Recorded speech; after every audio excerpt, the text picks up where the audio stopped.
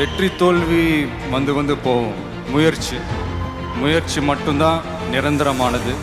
இதை புரிஞ்சுக்கிட்டவங்க வாழ்க்கையில் மட்டும் இல்லை, வாழ்க்கையவே ஜெயிக்க முடியும். 2 things will define youன்னு சொல்லுவாங்க. One is your determination when you have nothing, your attitude when you have everything. அந்த நதி மாதிரி தாங்க நம்ம வாழ்க்கையிலையும். நம்மளை வணங்குறவங்களும் இருப்பாங்க, நம்மளை வரவேற்கிறவங்களும் இருப்பாங்க, நம்மளை எதிர்க்கிறவங்களும் இருப்பாங்க.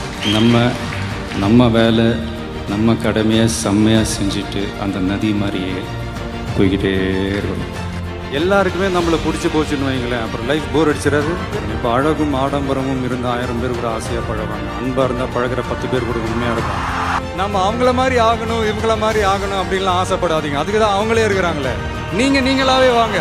யாரோட அடையாளத்தையும் நீங்கள் எடுத்துக்காதீங்க. உங்களோட அடையாளத்தை இந்த உலகத்துக்கு நீங்கள் பதிவு பண்ணிட்டு போங்க.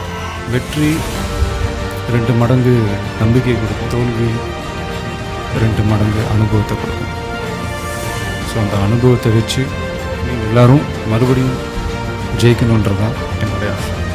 When wealth is lost, nothing is lost. When health is lost, something is lost.